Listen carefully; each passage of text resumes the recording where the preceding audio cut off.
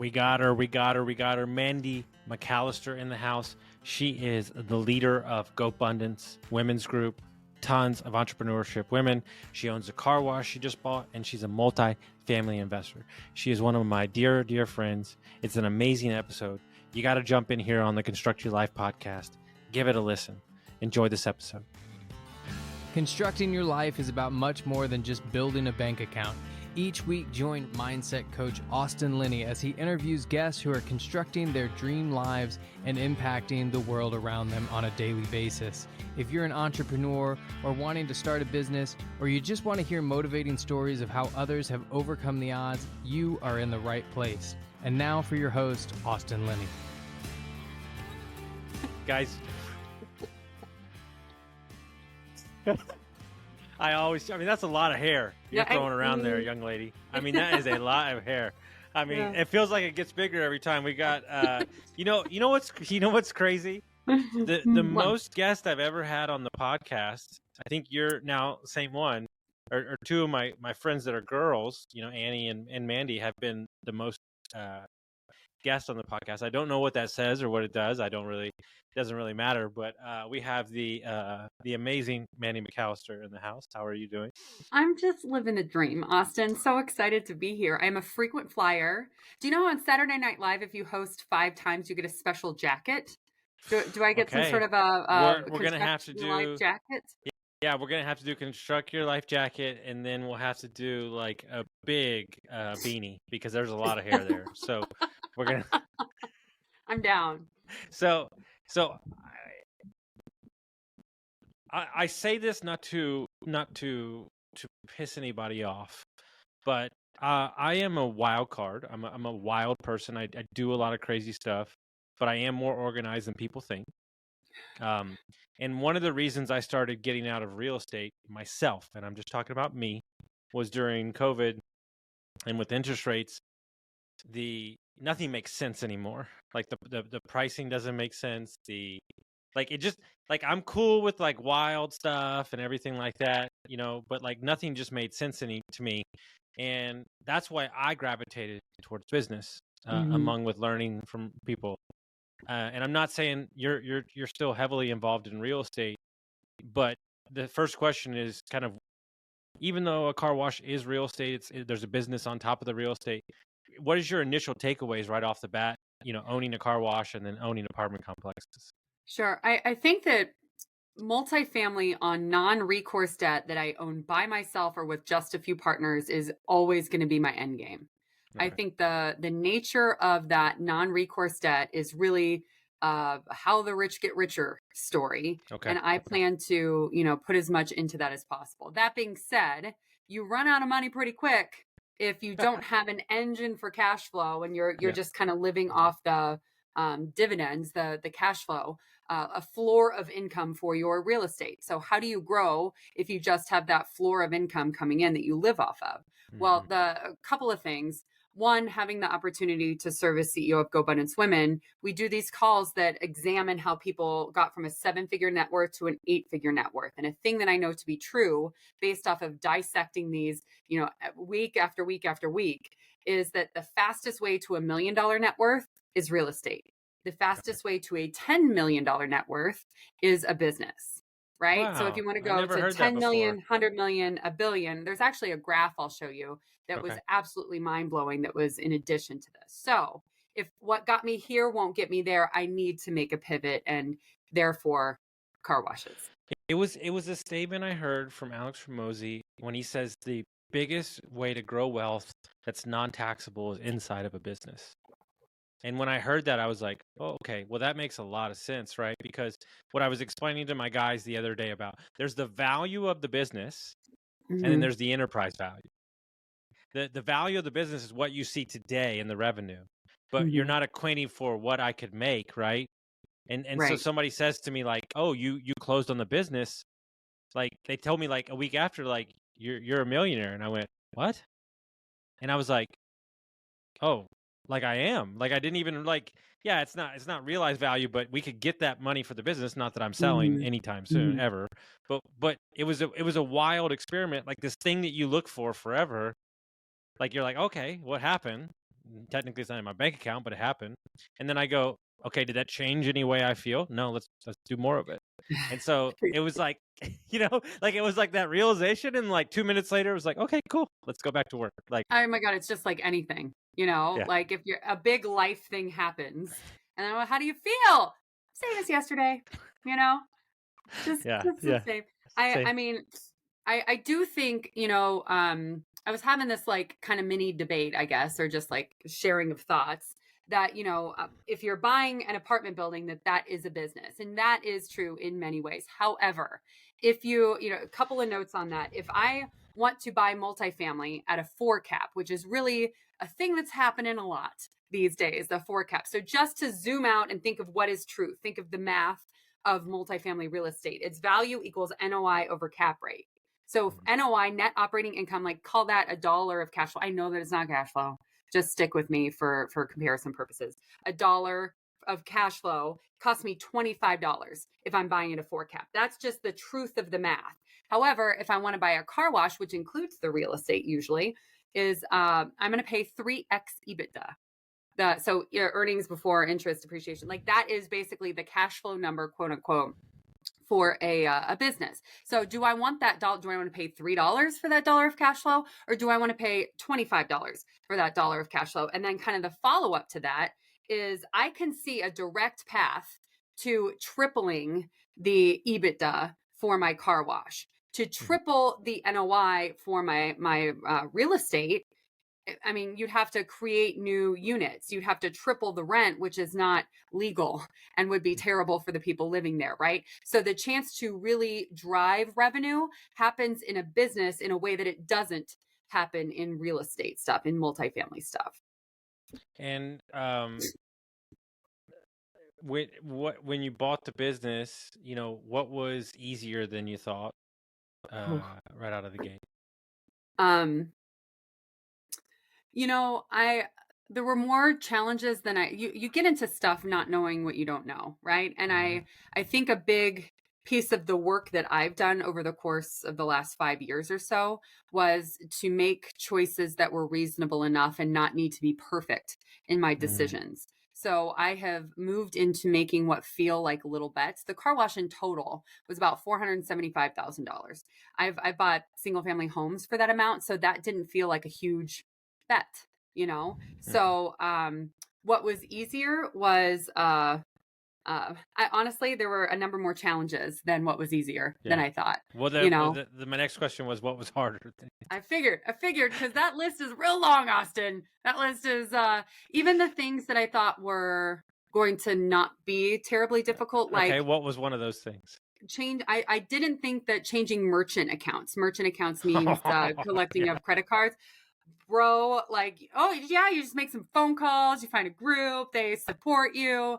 And that was tremendously difficult to execute. And it was probably a function of that I'd never done it before. And now if I go do it again, I'll know where to start. The things, because we're in the process, the things that you don't think about, right? Let's go. We bought a business that was been in business for 22 years. We found out they didn't even own their own domain. We had to go buy the domain. You had to change all the licenses. You got to re-register all the cars. You got to create new relationships with your vendors. But your business has only been open a week. Yeah. So then, like these are the things, changing over the cell phones. Like, I mean, these are the things that you're like, oh, this would be easy. And it's like, no, this is not. No, this is signing over the phone. Strenuous. Yeah, no, that is the, setting up banking was an easy thing. Like that felt very normal. Like I'd done it before. The vendor piece was interesting too. We acquired basically December 1st. And come to find out in retrospect, there are 3 major systems that have to fail in order for pipes to freeze and pumps to then malfunction. And guess what, Austin? The once in a lifetime, all 3 things malfunctioning at the same time happened in like week 2 of ownership. So we had broken pumps that needed to either be completely replaced or completely rehabbed.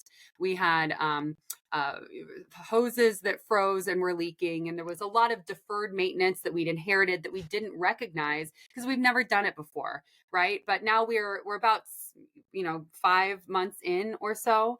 And we're finally in a place that all of that deferred maintenance is up to par.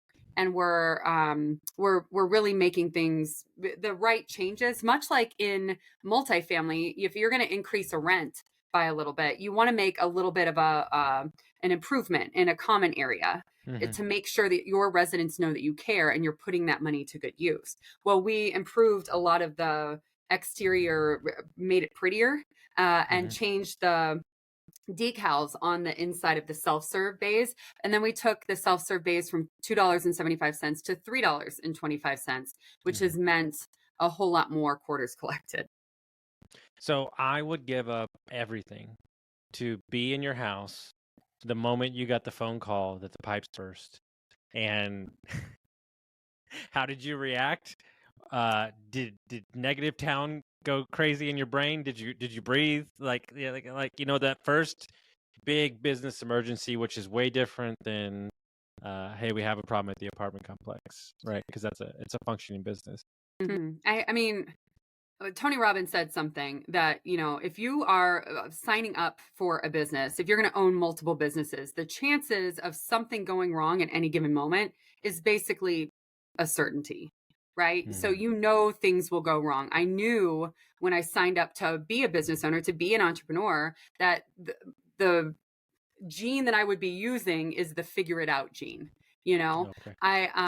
It wasn't, puppy dogs and fluffy clouds, but it didn't feel earth shattering. It felt like, okay, I don't know how to deal with this. Who's the first person I call?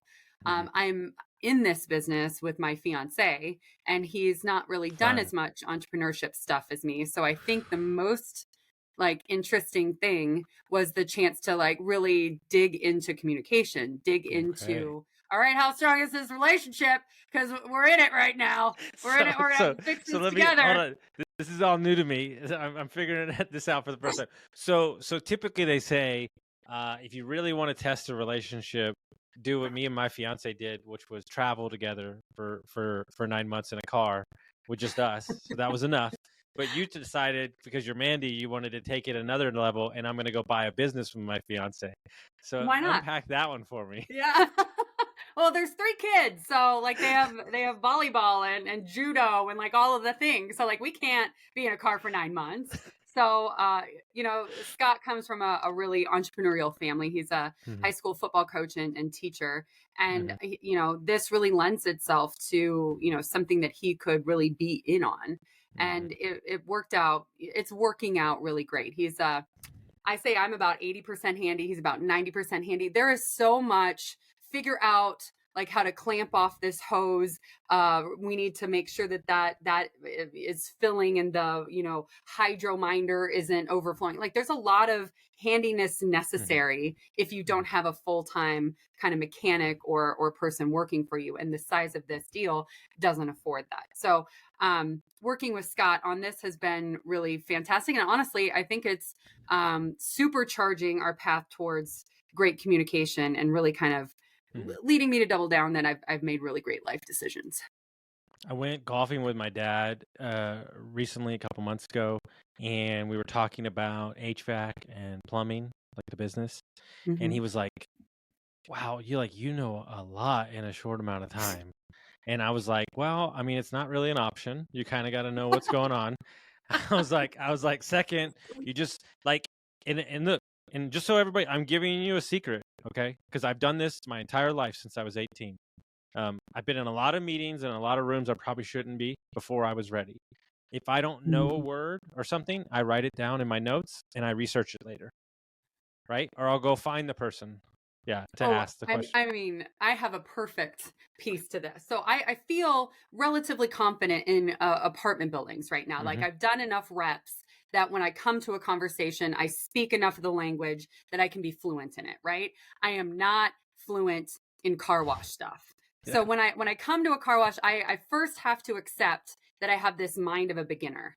I have this insatiable curiosity to really baptism by fire, really get to know things really quickly. And I mentioned the hydro minder. Basically, that's in your toilet, the floaty thingy that makes sure that the water stops. Well, our main guy that helps us out, his name's Bob. I'm like, hey, he owns a company that fixes car wash stuff. I'm like, hey, Bob, we got a problem with the floaty thingy. And he means, oh, you mean the hydro minder? I'm like, yes, Bob. Yes, I do. right? But I've set the table that listen, Yeah. I am all in and you are the expert and I need your help. I speak the apartment language, but I don't know jack what I'm doing here. So thank you for your sense of humor, Bob.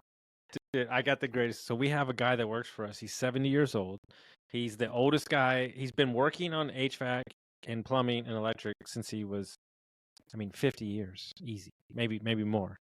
And so the first year of us, then he would come in from the day, and he would spend about 10 minutes telling me about some flanger, rooter, something, and like all the guys are in the corner just dying laughing, and after like 10 minutes they go, you do understand he has no fucking idea what you're talking about, right?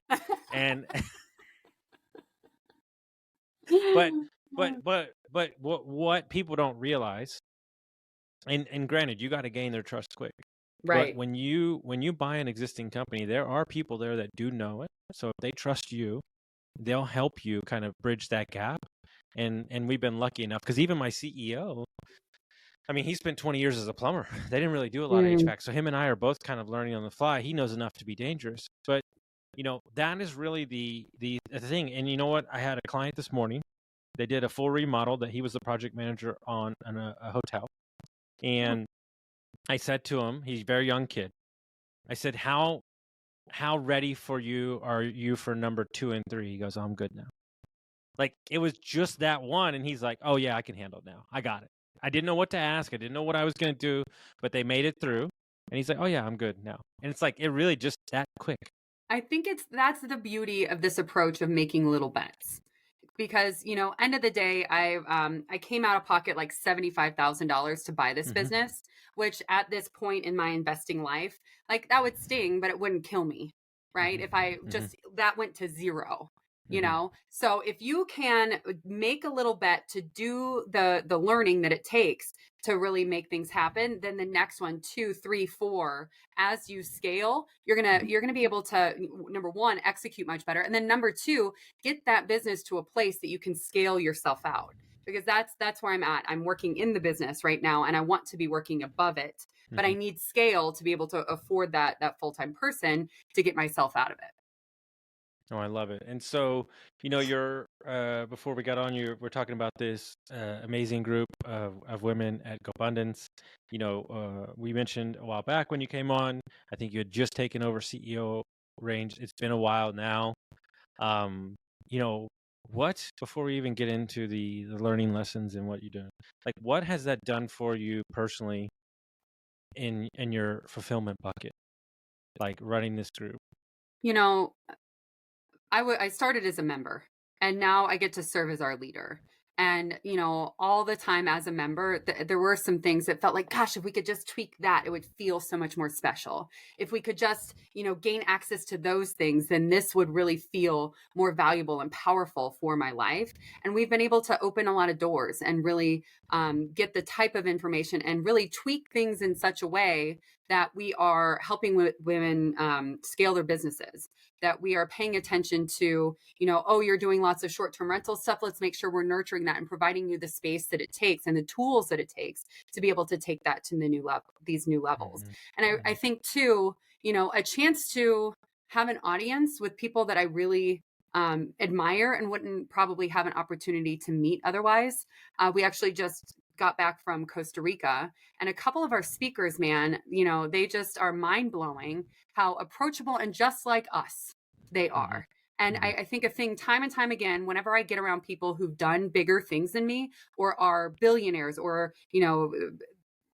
Fortune 500 presidents, like the thing that hits me the hardest is, oh, they're just people. Oh, they have kids too who need to get to judo and volleyball, So it's in those learnings that, they're just taking bigger risks than me. How can I put myself in a place that I can take a calculated risk that might have this exponential return? Those are the things that hit me the hardest. And I think, I can only say this because I've been a part of a couple different groups, men and women, all the above, and everything. From the couple people that I've met in GoBundance, the women's GoBundance, I find the women entrepreneurs to be very nurturing, but also very like complete in their thinking. Mm, And maybe it's like the emotional capacity of having kids or running a household or all those things. Um, I think when you get around successful women and women that want to pump, we have a lot of women entrepreneurs in the area, and I mm-hmm. just love them because they just handle it, man. They don't even they don't even flinch, you know. And like I just love meeting like powerful, strong women. Like it's exciting to be around because I love that energy. But also, if I'm being honest, you know, we plan to build out most of our middle management and higher management of women because they can handle more of an understanding when it comes to nuance Mm-hmm. than a battering ram, Yeah. I which is mean, most it's men. well, men are straight line, Yeah, right? Men are, direct. It's if you look back at our brains from, hunter gatherer days, that our brains haven't really evolved much since then. Men needed to kill one antelope, and there was no talking. And you kill the first antelope and then you're done for the day, right? So, yeah, right. But women as gatherers, oh, let's get these berries. Oh, these are a little bit sour. Don't get those over there. They're poisonous. Make sure you go down by the water. Like this communication thing yes, had there it to is. happen in Mm-hmm. our brain. So, Mm-hmm. it's the chance to recognize and notice nuance. It's programmed in us from a long time ago, I think. And you know, we've known each other for a while. We've done a lot of podcasts together. Mm-hmm. You know, who were you back when we first met, and then you know, who are you today? Ooh, And good question. I mean, so, I think that much like a lot of women, much like a lot of high performing women, I was bitten by the everything must be perfect bug, because when I was when you're a girl who is a high performer in, the third grade, you raise your hand and you wait your turn, and you need to have the right answer and everything needs to be perfect, right? And that is what gets you rewarded.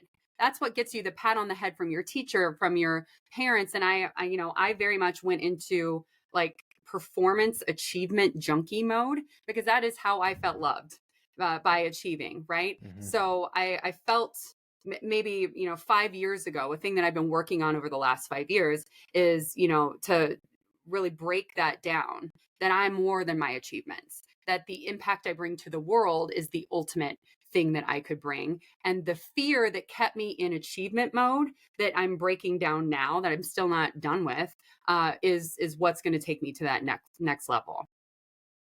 Well, I think what's interesting to me is I think when you and I first met, I think we were trying to figure out who we wanted to be, but more importantly, try to armor our mind that we could get over anything that we chose. Right. Mm-hmm. I think that was the game. And what I see now is a firmness of certainty. Not that you know exactly where you're going, but you know exactly who you are. And then I can Right. handle it. And you can I can handle it, handle the right? When I met you, uncertainty. you had a job, you were Mm-hmm. single, now you're engaged, you're buying more businesses, you're leading. Like it's amazing. Like it really is what they say. Like, you know, you meet these people along the journey and you watch them grow, and it's super awesome to see Mm. how confident you are and who you are, but also unapologetic for who you are too. And I love that about your personality. Thank you, Austin. That means so much to me. And I think that that's the work. That's the work Hmm. for anybody, is that, Hmm. this only way to be perfect is to really realize who you are, what matters to you, and who you want to grow into. I actually have create certainty written on my whiteboard that I look at every single day, because that is in business. Hmm. If I can create certainty to the people who are reporting up to me, then the outcomes are much better. Right. And if Yes. I can create certainty within myself, then the path I'm traveling will get me there much quicker, because I'm certain about what that North Star looks like. Also, I have a picture here of this woman who I call the mogul, who I am growing into. Hmm. This is exactly who I'm becoming. And I look at that every single day. So my challenge to anybody listening is, how can you create more certainty? And do you have a really clear picture of what you're growing into? And is there a representation that you can put in front of your face every single day to remind yourself, if I feel icky or weird, I don't know what to do. I don't know what to do right now in whatever decision that's in front of me. I think about her. I think about the mogul that's looking down at me. How would she show up in this circumstance? How would she solve that problem? And then that puts me in the path of showing up in a way that I want to. It's so true. I was just talking to my guys yesterday. There's 4 me's inside the company, right? There's the president of the company. There is the recruiter, the branding guy, but there's also the investor and the owner. I don't get to be the investor guy a lot right now. I'm more in the president part. And so I have to sit in each seat and realize who's making that decision in that moment, right? Because there are other owners, and I try to keep them involved, but when it comes to a snap decision, I can make it quickly, as long as it's not a very big financial decision. I like to make those together. But then I have to go back and explain to them why that decision was made, right? So but I'm one of those people too. So I explained it the other day. If you're an owner or leader of a business or a leader of a group of people, your job as an owner is to give the employees that work for you a great place to work, to be protected, to feel safe, to grow. I'm interviewing a lot of people right now. We're hiring. So the number one thing they say, hey, I'm not upset with what I'm getting paid. I'm not upset with the work I do. The management does not listen whatsoever, and there's no room for growth. That's what they all say. And then on the back of that, isn't that what we all want? To feel seen. To feel seen, like you matter. To be able to grow. If you don't have that, you lose interest, and then you're moving on. It doesn't matter how much you're getting paid. Absolutely. I recognize that in my own W-2 life back in the day, right? You can make tons of cash, but if you aren't in a position that you could look to the next step, then it doesn't feel fulfilling. And that's what people want to feel in the work is some level of fulfillment. So you go down to Costa Rica with these girls, you have amazing speakers. What are the biggest takeaways from the trip? So, my favorite speaker, my favorite woman that we had there, it was this woman, Lisa Song Sutton. If you haven't heard of her, look her up on Instagram. So she was former Miss Nevada. She started some mailbox stores. She started like a spiked cupcake company. She owns a real estate brokerage. Like, these are widely divergent companies, and Homegirl is killing it in every single one of them. And my primary thing that I'm working on right now, going back to the calls of people who made it from 7 figures to 8 figures in GoBundance, the people who did that, generally speaking, went an inch wide and a mile deep. They did one thing and they kept doubling down and doubling down and doubling down. And that's what got them to $100 million net worth. Well, I own car washes and real estate, and I feel a little bit, uncertain in how I should move forward if what I want to do is really double down on something. So in talking to Lisa, the biggest epiphany I had of the whole time in Costa Rica was these widely divergent businesses. How do you get them to the level of growth that is possible for them and not lose your damn mind because you got to switch from real estate brokerage to friggin' cupcakes, So the lesson I'm taking from her and what I'm going to implement this year is she has a full-on operator, a full-on person who is in charge of that business from the beginning of its inception. Sometimes it's giving equity to make things happen. Sometimes it's, hiring an integrator, right? So I feel like I have found an integrator for the GoBundance women role that I have, so that I don't need to be in it as much. But for the car washes, that's the next right step. I need to get enough scale that I can afford to have someone really taking over the day-to-day reins. This is exactly why you and I connect, because we are the same person. like I'm dead serious, because I'm the face. I'm the person that they call me the tip of the spear. I'm the mayor, but none of those things happen if you don't have the integrator that can do the day-to-day. Period. End of story. Right? And so you have these silos of these businesses, and when you find, I've read it multiple times, when you find that who, boom, you go. You build a business around them. Okay, I'm going to give you a little piece. this is what we're going to do. You go out, tear it up. We're going to bring on great people around you. Boom. Got that going. Move on to the next one. Boom, boom. Right. And that's why I think that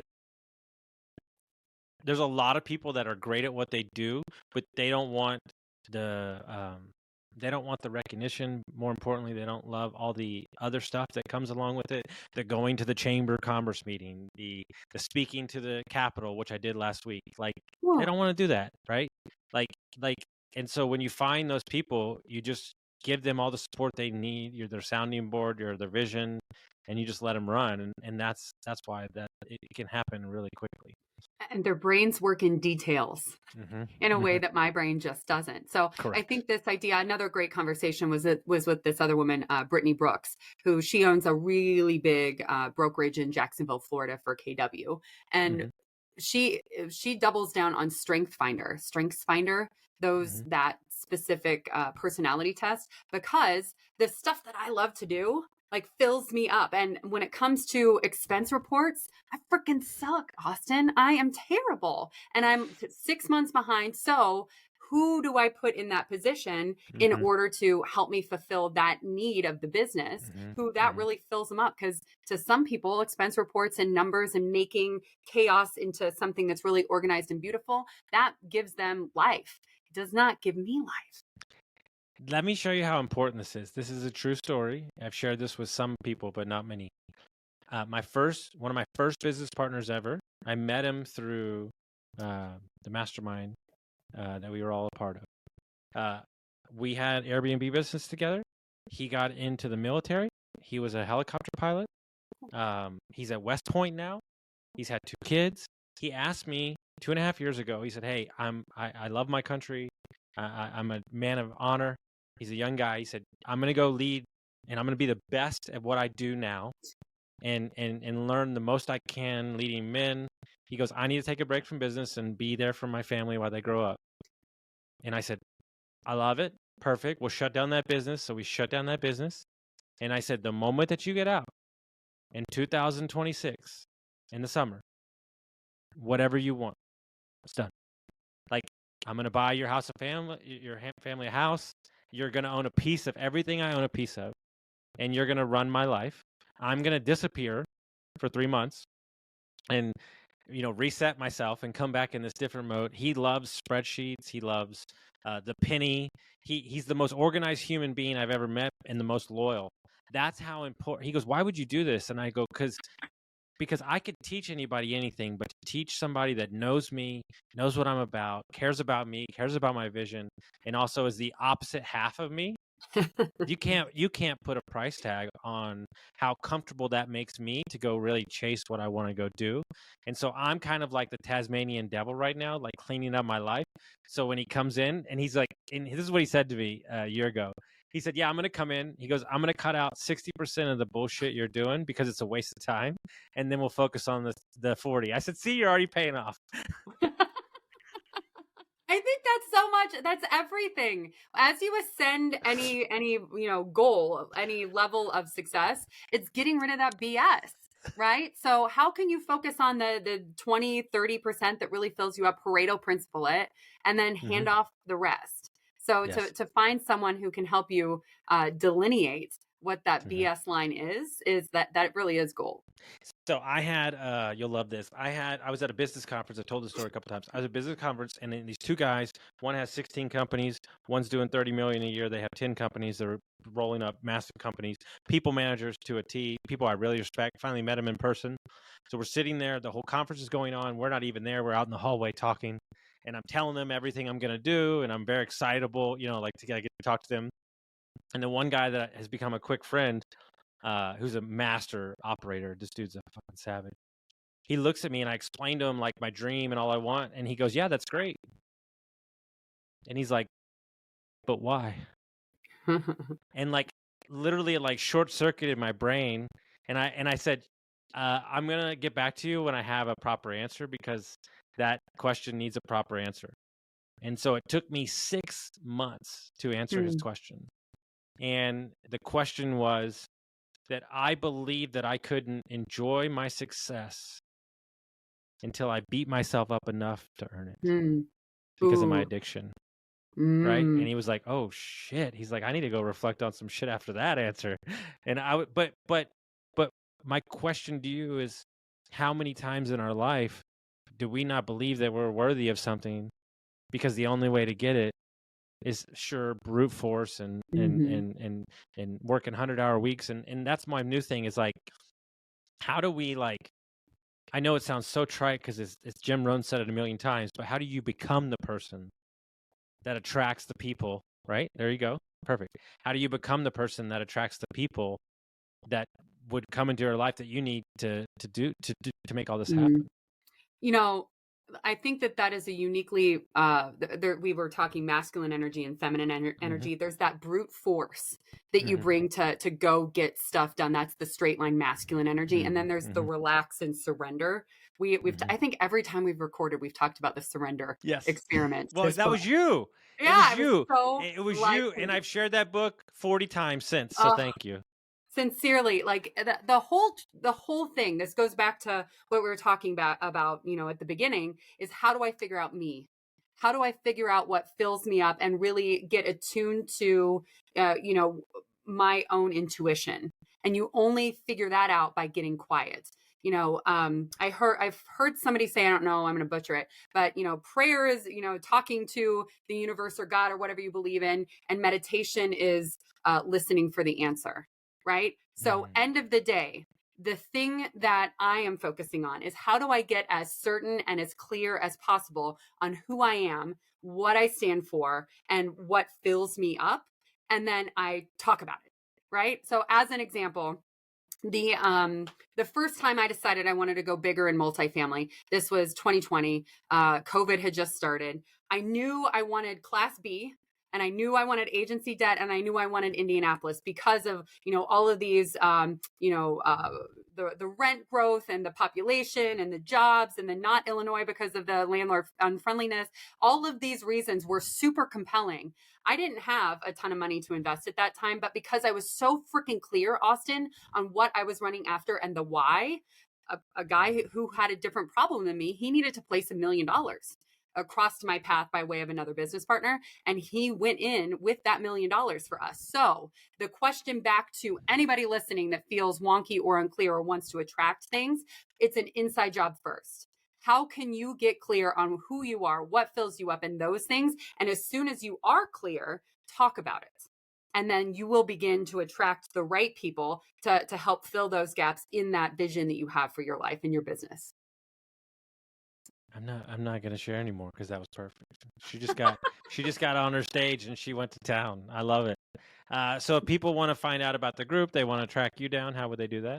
Sure. MandyMcAllister.com gets you to all my socials, gets you to GoBundance Women, all of the things. And gets you to that amazing hair too. So guys, if you enjoyed this episode, send it around, share it with your friends, and we'll see you next time. Guys, let me take a minute to tell you about my buddies over at Lead Hub, Ben and Aaron, the best humans I know. Not only are they amazing at marketing for trade companies, but Ben started his HVAC company in his garage, sold it for multi-million dollars. So when this guy talks, I listen. When we took over Dietz Mechanical, we had 22 reviews in 22 years. In 7 short months, we went from 22 reviews to 107. We went from a 4.2 to a 4.7. We tripled our Facebook presence and we tripled our calls. If you're an HVAC, plumbing, electric, landscaping company, and you're looking for a no BS approach to marketing, you're looking for people who have done it before, you got to go to leadhub.net